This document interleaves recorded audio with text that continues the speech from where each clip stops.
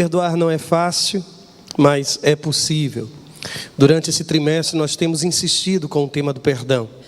E a primeira parte da afirmação, talvez eu não precise gastar sequer 5 minutos da palavra da noite de hoje para explicar-lhe o quão difícil é o perdão.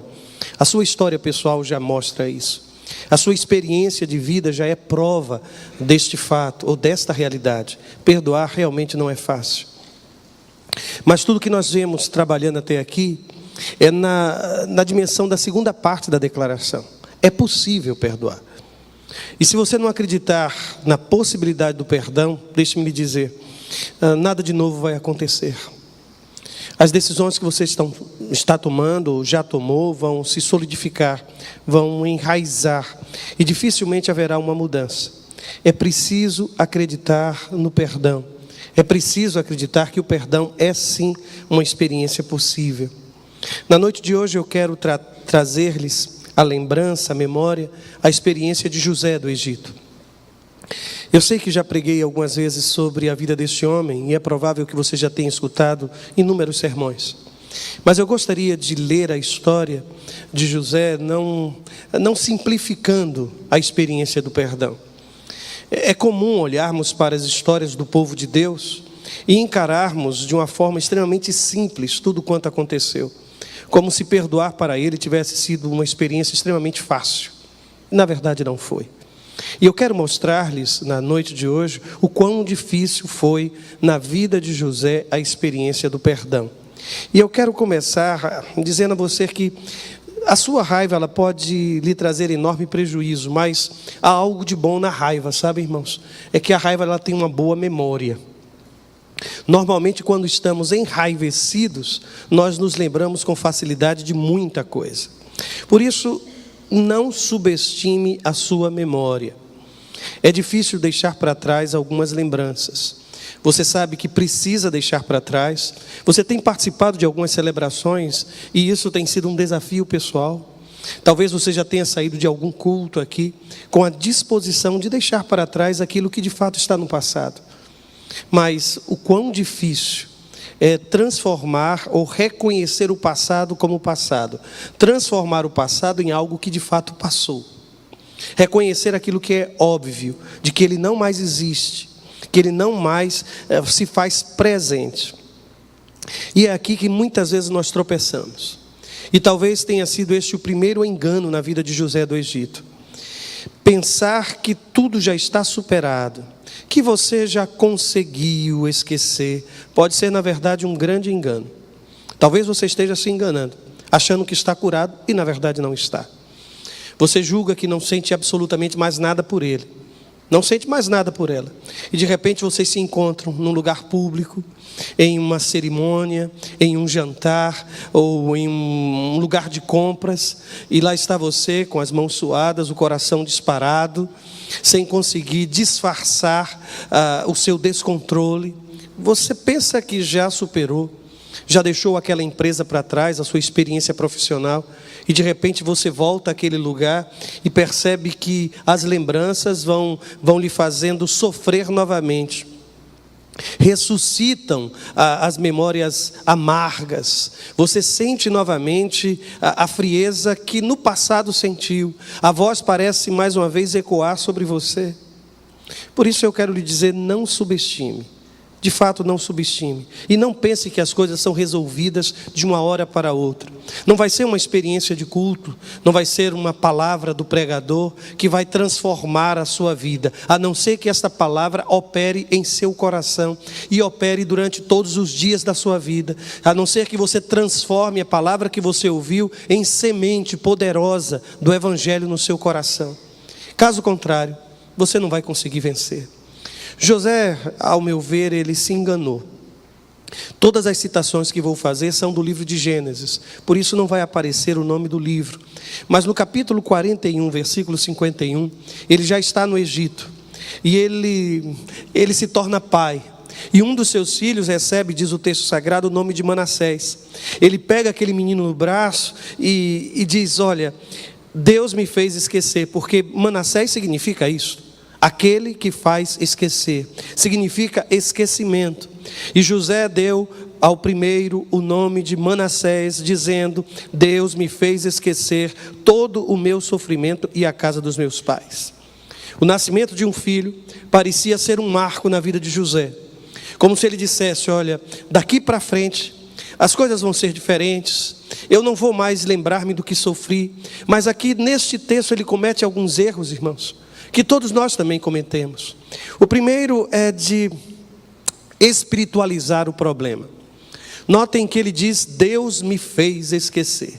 E quando você atribui o esquecimento a Deus, você está tirando de sobre os seus próprios ombros qualquer responsabilidade. Você está dizendo que tratar do seu problema não é uma missão sua, mas uma missão exclusivamente de Deus, e você está enganado. Ele comete um segundo erro, ao meu ver, e talvez extremamente comum, é quando ele diz que Deus fez com que ele esquecesse todo o sofrimento e ao mesmo tempo esquecesse a casa dos seus pais. O que há de errado nisso, irmãos? Ele não está dizendo que esqueceu a dor causada, ele também está dizendo que esqueceu quem causou a dor. Ele não está falando de fatos, ele está falando de pessoas. E normalmente, irmãos, quando queremos lidar com o perdão, eliminando as pessoas que nos machucaram, o perdão nunca se faz de fato concreto. Ele diz: olha, Deus me fez esquecer. Sinceramente, quando é que Deus vai fazer com que você se esqueça de seus pais? De sua casa? De seus irmãos? Você está espiritualizando, está colocando Deus no lugar errado. O que eu preciso pedir a Deus é que Ele me faça esquecer o sofrimento. E eu preciso separar o fato da pessoa, a atitude da pessoa. Eu preciso perdoar, eu preciso trabalhar o que aconteceu. Mas eu não quero fazer de conta que você morreu para mim. Alguns pensam que declarar perdão é dizer isso: ele morreu, a partir de hoje eu não quero mais saber dele. Deus me fez esquecer da minha casa, me fez esquecer de todos que um dia me fizeram algum mal. Você está enganado. E querem saber por quê? Porque a história bíblica vai mostrar que o nascimento daquele menino não representou esse apagar de uma história e um recomeço de uma vida. Logo depois, no capítulo 42, no versículo 24, na primeira parte, acontece algo curioso. Lembra-se que os irmãos de José acabaram encontrando-se com ele, foram para o Egito porque estavam passando fome. José havia se transformado no grande governador do Egito, e eles foram buscar comida porque não sabiam mais o que fazer. Diz o texto sagrado que José os viu, mas quando José encontra com seus irmãos, veja o que é que a Bíblia diz: nisto José retirou-se e começou a chorar, mas logo depois voltou e conversou de novo com eles. Ele não estava curado, irmãos. Eu repito, ele não estava curado. Ele chamou de Manassés o seu filho, mas bastou ver os seus irmãos novamente, e diz o texto sagrado que ele voltou a sofrer, ele voltou a chorar. E eu vou dizer-lhes uma coisa: o grande problema para mim, neste momento do choro, é quando você começa a pensar, e eu começo a pensar: ele não vai me ver chorar, ela não vai me ver chorar. Talvez até você tenha usado essa expressão: eu não vou dar este gosto, este prazer a ele. Eu morro, mas não choro na frente dele. Eu vou sair, eu vou chorar, depois eu vou enxugar o rosto, vou lavar o rosto, depois eu retorno. Sabe, quando a gente se comporta assim, a gente está dando sinais que Manassés ainda não nasceu, que de fato a gente não esqueceu, que o problema continua, e basta um olhar, e basta uma nova situação, uma pequena coisa é capaz de nos fazer chorar de novo. Eu vou mostrar-lhes que Manassés de fato não nasceu, porque na continuação do capítulo 42, no versículo 9, veja o que é que ele vai dizer: lembrando-se dos sonhos que havia tido a respeito deles. Gente, ele acabou de dizer que havia esquecido todos os da sua casa, ele havia esquecido o seu sofrimento, mas veja como ele acaba sendo traído, porque diz o texto sagrado que ele se lembrou, e lembrou dos sonhos. Lembram-se dos sonhos? Quando ele disse: olha, eu sonho com o meu futuro, e eu me vejo de pé, e vocês todos ajoelhados diante de mim. Ele começou a relembrar, e eu mencionei da última vez que falei, sobre o abuso sexual numa quarta-feira, um trabalho, uma confissão, um testemunho da Joyce Meyer, quando ela fala do abuso que sofreu quando criança, e isso se estendeu até os 18 anos.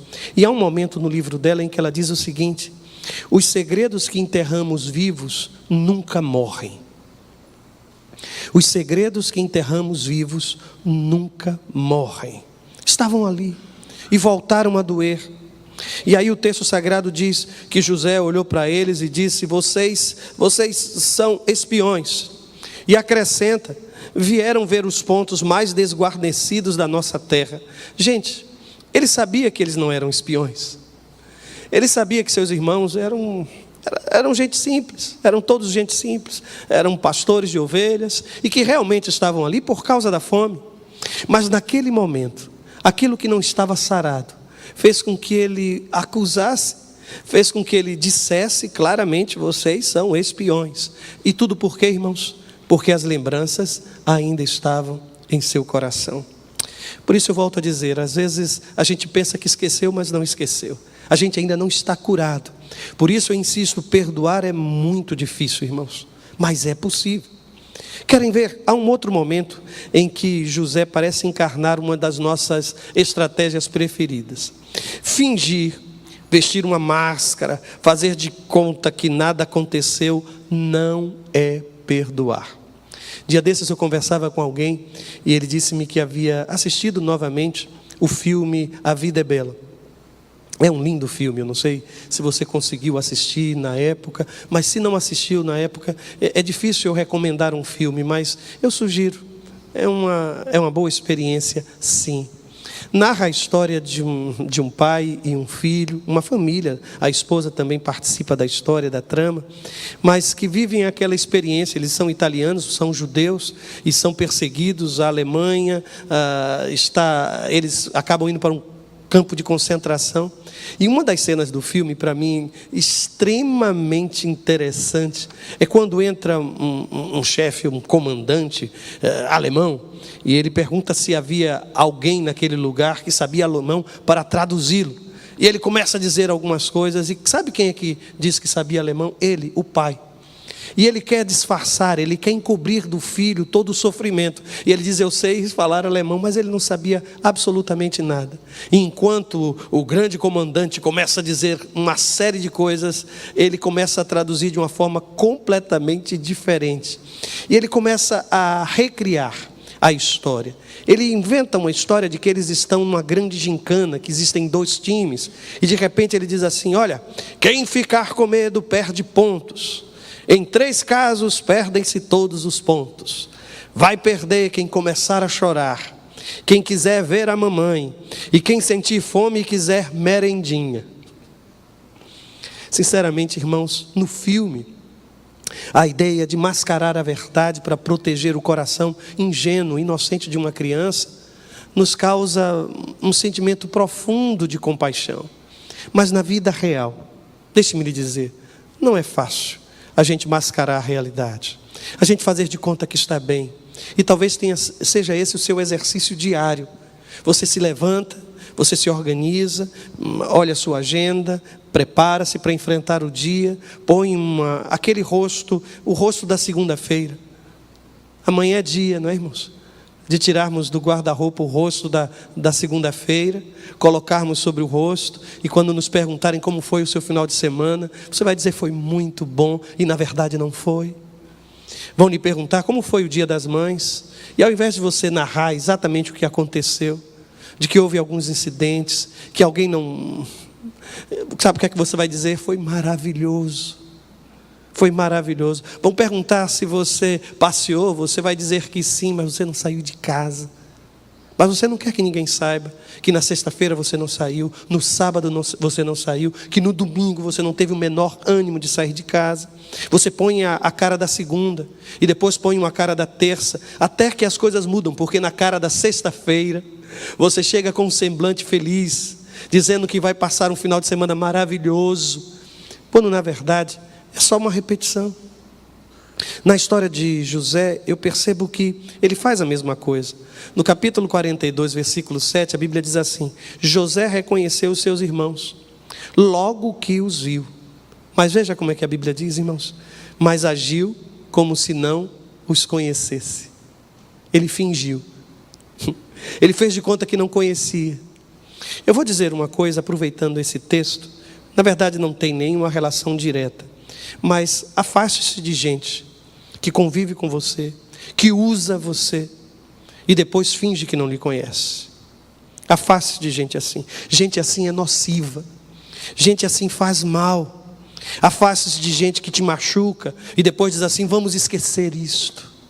E ele faz isso sistematicamente, ela faz isso sistematicamente, desafiando você a esquecer aquilo que não pode ser esquecido, a disfarçar, a vestir uma máscara. Olha, não vamos fazer isso diante dos nossos filhos. Olha, agora nós vamos na casa do papai, da mamãe. Vamos, muda esse rosto. A gente não pode ficar assim. E você é obrigado, você era obrigada a colocar uma máscara como se vocês estivessem bem. Vou lhes dizer, isso não cura absolutamente nada. Isso não é perdão.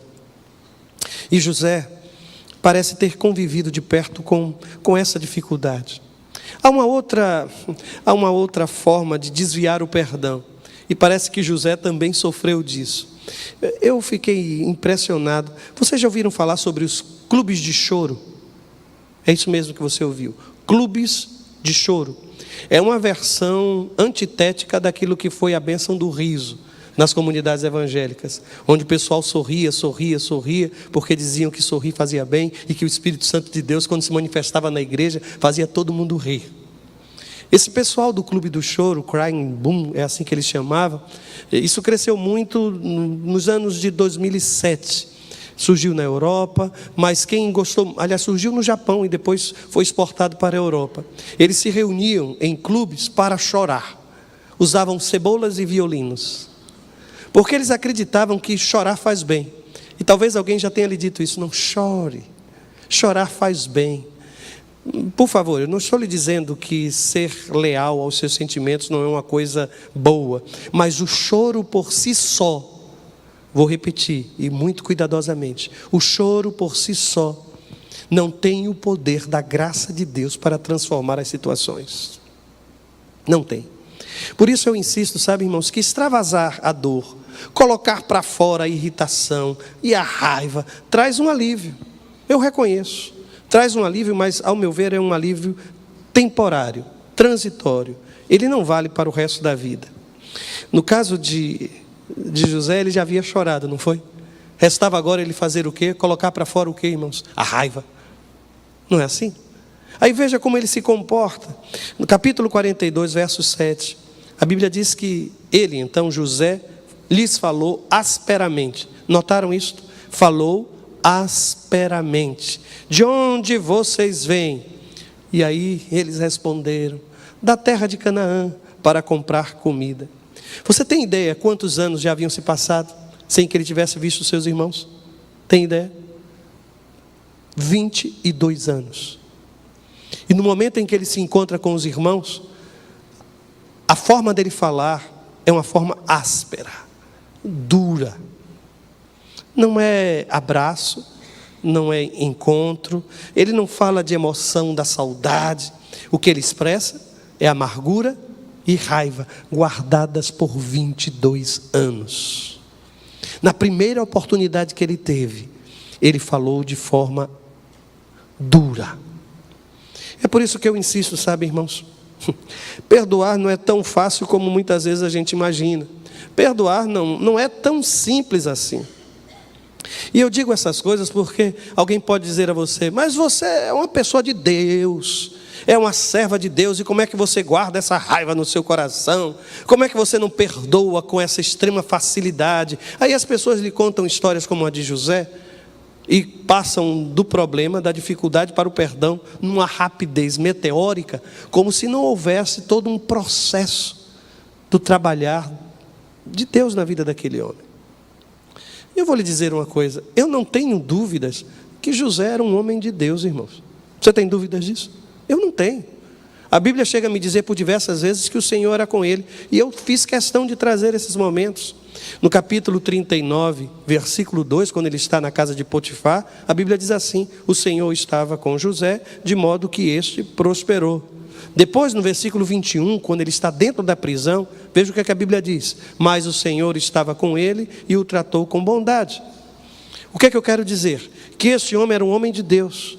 Deus estava com ele, mas mesmo para um homem assim, foi extremamente difícil perdoar. Não é pelo fato de ser pastor, porque normalmente eu vou usar-me como vitrine, viu, irmãos? Se um pastor, por um instante qualquer da vida, disser e confessar: irmãos, eu tenho dificuldade em perdoar, ele será rechaçado. Porque nós acreditamos que a presença de Deus elimina toda e qualquer dificuldade desse processo, quando na verdade não é assim.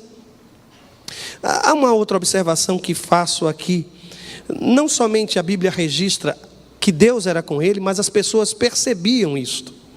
Quando José desvenda o sonho do faraó, lembra-se qual foi a palavra daquele homem no capítulo 41, 38? Será que vamos achar alguém como este homem, em que está o Espírito Divino? Aquele homem chamado José era um servo de Deus. Mas muitas vezes servos de Deus, servas de Deus, homens de Deus, gente de Deus também tem dificuldade de perdoar. Porque perdoar dói, perdoar é difícil, perdoar é custoso. As feridas que foram abertas não cicatrizam de uma hora para outra. Não basta a gente estabelecer um decreto dizendo: olha, a partir de hoje nasceu meu filhinho, o nome dele é Manassés, e a partir de hoje tudo novo. Não é assim que funciona, irmãos. Aí alguém vai dizer: ah, mas é porque não passou o tempo suficiente. Não. Há pouco ele disse, muito tempo já havia se passado, irmãos. Foram 22 anos. 22 anos. Quantos aqui tem 22 anos? Levanta a mão só para eu ver. Tem alguém ali com... Não disfarça. Ah, você tem 22, não tem? Tá. Pois bem, a sua idade, o tempo que você tem de vida, foi o tempo que aquele homem teve para perdoar os irmãos. 22 anos, irmãos. Aí alguém vai dizer: não, pastor, mas quer saber o que faltou? Distância. A distância é a melhor coisa. Alguém já disse que aquilo que os olhos não veem, coração. Eu quero ele longe de mim. Eu quero ela longe de mim. E às vezes eu fico preocupado quando alguém, para superar uma dificuldade de relacionamento, diz assim: eu vou para outra igreja. Estou falando de você? Se estiver falando, tudo bem. Receba de graça. Tá? Eu vou para outra igreja, porque eu não quero mais vê-lo. Eu não quero mais vê-la. Distância não resolve, irmãos. Resolve. No primeiro congresso que tiver, no primeiro intercâmbio que acontecer, sabe quem que vai sentar do seu lado? E com ela. E com ele. E aí, o que é que você vai fazer da vida? Hã? Quando eu falo em distância, eu digo porque esses 22 anos, o que é que a Bíblia me diz? José estava no Egito, e a família estava onde, irmãos? Em Canaã. Em Canaã, longe o bastante. E, irmãos, sem FaceTime, sem Facebook, sem WhatsApp, sem WhatsApp da família de José deveria ser ótimo, né, irmãos? Entrou, saiu. Entrou, saiu. Pois é, não havia nada disso. Absolutamente nada. Ele não tinha contato com aqueles seus irmãos. Mas o problema não estava superado. Por isso, tempo, distância e o fato de você ser um servo de Deus, que Deus está com você, é muito bom. Mas se Deus não trabalhar nesta área específica de sua vida, você vai continuar com dificuldades para lidar com tudo quanto aconteceu. Mas se eu terminasse aqui, eu acho que sairíamos com a sensação péssima, né, irmãos? Sairíamos todos com a sensação péssima. Por quê? Porque aprisionar-se a uma memória de dor é a maneira mais eficaz de destruir o seu futuro. Enquanto você estiver preso a esta memória, a esta lembrança, é como se fosse... Lembram-se quando tinham aquelas bolas de ferro acorrentadas aos pés? É assim que funciona. Você não consegue se mover, você não consegue avançar, você não consegue crescer. O peso vai lhe acompanhar para onde quer que você vá, o peso vai lhe acompanhar. Eu já disse e repito, eu gosto muito desses dessas séries de sobrevivência. E eu vi uma recentemente, meu Deus, aquilo era muito interessante. Colocaram 2 homens com uma corda amarrada entre eles, acho que uns 2,5 metros de corda, e eles precisaram ficar absolutamente sem nada para sobreviver em um lugar bem difícil, amarrados um ao outro com 2,5 metros de corda, irmãos. Os irmãos precisavam ver. No primeiro momento, eles eram parceiros, meu parça. Depois eles ficaram pedindo para passar aquele momento, aquele tempo, e o tempo parecia não passar, sabe, irmãos? Quanta dificuldade, a proximidade entre eles. E às vezes a gente faz isso com a dor, a gente se amarra à dor. E para onde quer que você vá, você vai para outra igreja, tudo bem, mas sabe quem é que vai com você? Surpresa! Quando você olhar para o seu pé, aquela bola de ferro está lá. E sabe quem é que tem uma foto naquela bola? É a foto dele, né, irmão? A foto dela, a foto dos irmãos, a foto lá do lugar onde ele foi jogado, daquela cova para onde ele foi, a foto de Potifar, a foto da mulher de Potifar, a foto da prisão, a foto... Você não vai se libertar, não é assim que funciona, irmãos.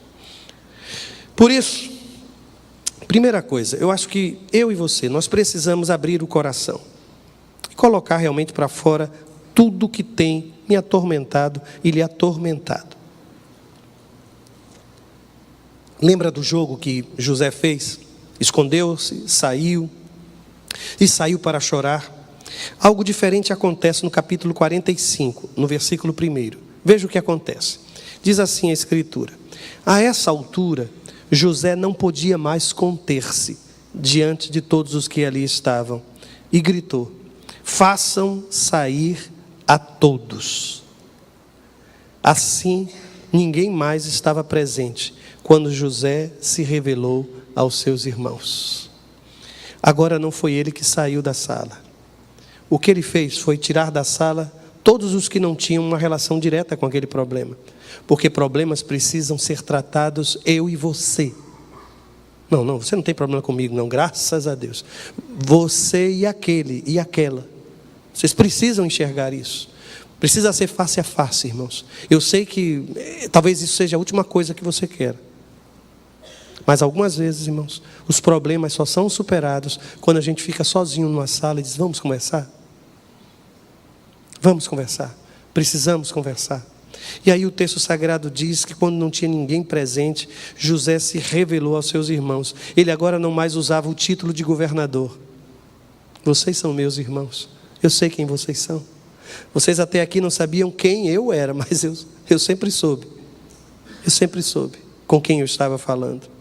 E nesta hora, é necessário entrar em contato com os seus sentimentos. Eu há pouco falei daquele clube do choro, daquela coisa. Mas eu vou ler um texto que talvez até sirva como se fosse uma espécie de contradição. Mas eu espero que você observe a diferença. 45:2, Gênesis. E ele se pôs a chorar. Ele quem? José. Chorar tão alto que os egípcios o ouviram e a notícia chegou ao palácio do faraó. O que há aqui diferente aqui, irmãos, nesse choro? O outro choro, ninguém ouviu. O outro choro foi reservado. O outro choro foi aquele choro que a gente diz: eu choro, mas nunca na frente dele. Este choro é na frente dele e todo mundo vai ouvir. Uma das coisas para mim maravilhosas é que quando existe de fato perdão, o constrangimento do erro cometido desaparece. Nós tivemos durante o Congresso da Família, no sábado à tarde, se você não veio, eu acho que ainda está na página do Facebook da igreja, um testemunho da Jael, que aqui esteve conosco, quando ela falou da sua experiência, das suas dificuldades, mas ela colocou-se, sabe, irmãos, de uma forma tão sincera e tão verdadeira, e sem constrangimentos. E estava ali o ofensor e o ofendido, aquela que perdoou e aquele que foi perdoado, mas não havia mais dor, ressentimento. E agora ela conseguia chorar, e chorar na frente, pelas lembranças de tudo quanto passou e pela experiência na presença de Deus. O choro não é para ser escondido, sabe, irmãos? E essa foi a grande diferença. Há um momento na vida de José, no trato do problema com os irmãos, que eu uso como uma referência para a minha vida pessoal. Seja bastante claro quando falar sobre o mal que o outro lhe fez. Não basta dizer, você me machucou. Você vai dizer, você me machucou quando você disse que eu fiz e você sabia que eu não tinha responsabilidade sobre isso. Você me machucou quando eu fui abusado, quando eu fui abusada, quando você foi violento. Você precisa dar nome a essas experiências. O outro precisa saber efetivamente o que foi a causa de tudo aquilo. Você precisa dar nome à sua dor. Eu fico impressionado porque o texto continua, e veja como ele elabora. 45, verso 4. Disse José a seus irmãos, cheguem mais perto. Gente, aqui Deus já está operando, não é? Por que Deus já está operando, irmãos? O que ele diz? Chegue mais perto. Vem para cá. Ao invés da distância, que é tudo que a gente quer quando a gente está com raiva, agora ele substitui a distância pela proximidade. Chegue mais perto. E aí diz o texto que quando eles se aproximaram, disse-lhes, eu sou José. Eu queria estar naquela sala, naquela hora, sabe, irmãos? Eu queria estar naquela sala. Eu sou José, seu irmão, aquele que vocês venderam ao Egito. Eu não sei se você já ouviu contar isso, mas eu fui pastor interino em uma igreja em Recife, Coqueiral. E durante o tempo que ali passei, eu não conhecia muita história da comunidade. Houve uma ocasião que eu fiz um sermão evangelístico, fiz apelo, e uma mulher aceitou ao Cristo. E quando ela aceitou, ela levantou-se e veio à frente. Mas ela pediu a palavra. Eu fiquei extremamente preocupado. Eu não sabia o que iria acontecer. Eu não a conhecia, mas todos a conheciam. E naquela hora ela olhou para a comunidade, olhou para a igreja e disse, eu preciso pedir perdão. E virou-se para a mulher, para a esposa de um homem com quem ela tinha tido um relacionamento extraconjugal, e pediu perdão diante de toda a igreja pelo que havia feito. Houve um quebrantamento na igreja naquela hora tão grande, irmãos. Porque quando eu olho para você e digo, eu sou José, eu sou seu irmão. Ele está dizendo que mesmo depois de tudo que aconteceu, tem algo que eu não posso destruir. Eu sou seu irmão. Tudo isso aconteceu, mas eu sou o seu irmão. Eu não sou o governador do Egito, eu sou o seu irmão, aquele que vocês venderam ao Egito. E imediatamente algo acontece. Ele tomou o que, irmãos? A iniciativa da reconciliação. Se eu disser isso a você, você não vai me crucificar? Vai ficar com raiva de mim, não? Alguém precisa tomar a iniciativa da reconciliação. E Deus espera que seus filhos sejam estes. A serva de Deus é você. O servo de Deus é você. Você tem certeza da orientação divina sobre a sua vida. Ah, pastor, mas eu não sei nem por onde começar. Eu vou dizer o que José fez. Observe o que José faz, irmãos. A Bíblia diz que então ele se lançou chorando sobre o seu irmão Benjamim e o abraçou, e Benjamim também o abraçou chorando. E aí, em seguida, beijou todos os seus irmãos e chorou com eles. A pergunta é, por onde José começou, irmãos? Começou por quem? Por Benjamim. Quem era Benjamim? Filho do mesmo pai, filho da mesma mãe. Aquele seria o começo. Quando você quiser começar a abraçar, talvez você não queira abraçar aquele que jogou você lá na cova, mas começa pelo mais fácil. Vai chegando. Você já comeu, aliás, é provável que alguns façam isso diariamente. Já comeu mingau? Quando está quente? Mingau quente, irmãos, a primeira coisa que a gente faz é não colocar a colher no centro, né? Porque senão vai queimar a boca. E aí a gente vai pelas beiras. Eu já estou nessa fase de querer, vou começar a tomar mingau agora, viu? Né, irmãos? A gente vai pelas beiradas, aos poucos, porque se a gente for diretamente, queima. Se você não sabe por onde começar, encontre alternativas. Não precisa já sair da primeira vez, vou sair com ele, vou sair. Não vai dar certo. Dá só um telefonema, dá um oi. Volta para o grupo do WhatsApp, fulano voltou para o grupo, sabe? E manda só uma mensagem, oi família. Oi família. Ou então procura aquela pessoa mais próxima e diga, olha, estou pensando nisso, ore comigo, mas eu preciso fazer alguma coisa. Porque, meus irmãos, a pior coisa que pode acontecer é a gente passar esses 3 meses falando sobre perdão.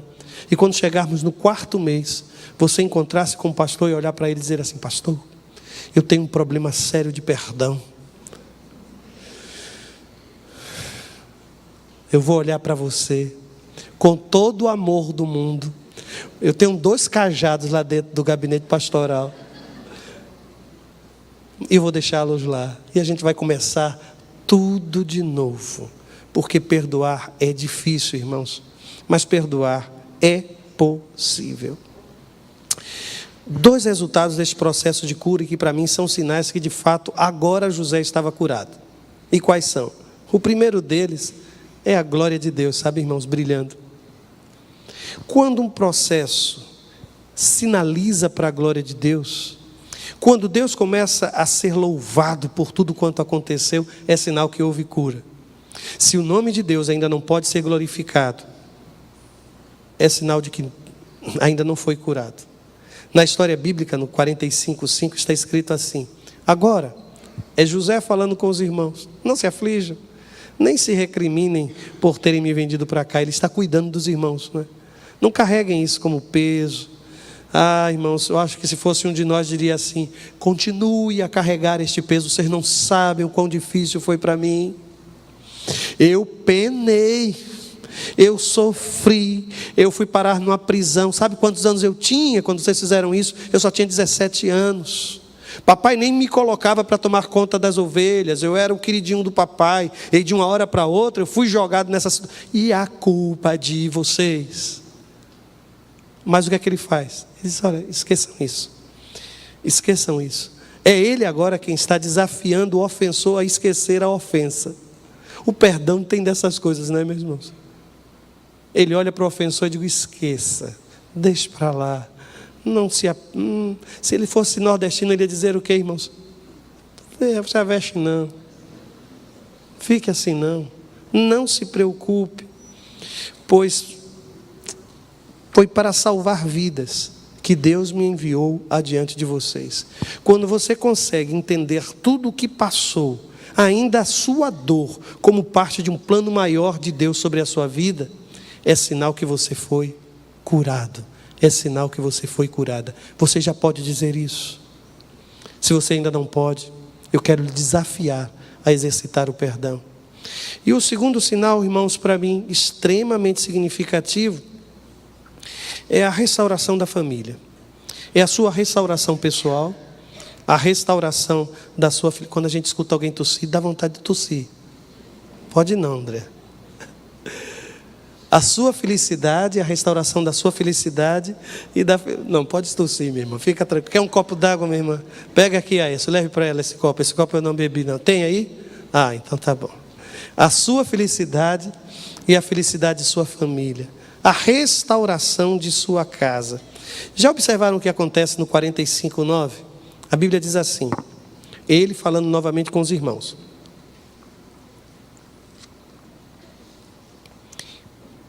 Houve um tempo que quando eu parava para tomar água, eu já ficava ansioso, sabe, irmãos? Eu estou parando aqui.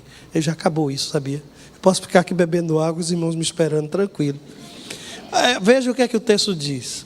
Voltem depressa a meu pai e digam-lhe, assim diz o seu filho José, Deus me fez senhor de todo o Egito. Eu gosto tanto disso aqui, irmãos. Vem para cá. Eu acho que a Caixa Econômica uma vez copiou isso, não foi? Vem para cá, sabe? Só que eles acrescentaram I, X e A. Não foi vem para a Caixa, não foi? Vem para cá, vem para cá, vem para cá. E ainda diz assim, não te demores. Vamos ficar junto de novo. Vamos conviver de novo. Agora, só uma observação, viu? Para não criar aquela coisa e viveram felizes para sempre. As dificuldades certamente existiram, os irmãos vão ver que quando o papai morreu, os irmãos ainda pensavam que iam ser prejudicados, mas ele diz assim, veja só, tu viverás na região de Gósen e ficarás perto de mim, tu, os teus filhos, os teus netos, as tuas ovelhas, os teus bois e todos os teus bens. Mas eu já guardei, vocês não vêm lá para casa não, viu? Observaram isso? Vamos juntar todo mundo para casa. Imagina José fazendo um cortiço, sabe, irmãos? Aquelas casas, todas, várias piramidezinhas, para ele e para todos os seus irmãos. Vamos agora viver todos juntinhos. Vamos para cá, lá na terra de Gósen.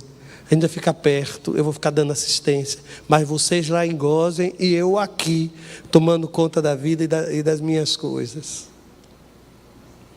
É bom a gente prestar atenção a alguns detalhes da história, não é, irmãos? Porque às vezes a gente cai na ilusão de que perdoar é voltar à mesma situação de antes, quando na verdade vai ser um atestado de pouca sabedoria, para não usar uma outra expressão. Você insistir com aquilo que Deus já lhe mostrou não é dele. Não é dele. Reatar, você sabe que não foi uma relação dentro dos padrões do Senhor, o que é que você vai fazer? Vai lá para a terra de Gósen e eu vou ficar aqui. Agora a gente está bem, amigos, tudo bem, e a gente vai continuar a nossa vida. Perdoar não é colocar de volta para dentro de casa, viu, gente? Nem sempre, nem sempre. Perdoar é muito mais do que isso. É colocar dentro do coração. É começar a orar e interceder por aquele homem, aquela pessoa. Eu provavelmente devo imaginar o quão sofrido deve estar sendo este tempo na vida de muitos irmãos e irmãs. Gente que tem problemas sérios com o perdão. E se eu estiver falando com você, por favor, preste atenção no que Deus quer lhe ensinar neste tempo. 3 palavras eu vou pronunciar nesse momento. E eu quero que ele tenha um efeito poderoso na sua vida. Vem pra cá. Vem pra cá. Eu não sei a quem você vai precisar dizer isto, mas Deus é o nosso Senhor e é Ele quem nos perdoa de todas as coisas. Eu reconheço que não é fácil, há muitas coisas envolvidas, mas se no seu coração há sim a consciência de que precisa liberar perdão, e isso tem sido custoso, eu só quero lhe pedir que oremos juntos por isto. Eu quero orar por você. Eu quero dizer, ó Deus, ajuda esta mulher, este homem a superar as lembranças. Ajuda o Senhor. Feche seus olhos comigo. Ó Deus, não é fácil perdoar, não é fácil. Às vezes a vontade que a gente tem é de machucar. Às vezes a vontade que a gente tem, ó Deus, é revidar, é retaliar, é trazer algum prejuízo. Senhor, tira de dentro de mim e de dentro dos meus irmãos e irmãs qualquer sentimento parecido com isto. Que no meu coração e no coração dos meus irmãos e irmãs esteja somente um desejo. Vem para cá. Vamos conversar. Vamos recomeçar a história. Vamos voltar ao começo. Vamos permitir que Deus dirija as nossas vidas. Vamos fazer do futuro que ainda não existe um espaço tão bom, um lugar tão bom, um tempo tão bom, que o tempo da dor lá do passado sequer será lembrado. Ajuda-nos, Senhor, a exercitar o perdão, a sermos verdadeiros conosco e com o outro. Ajuda-nos nisso, Pai. Derrama a bênção do perdão sobre as nossas famílias, meu Deus. É o que nós te pedimos em o nome de Jesus. Amém e amém.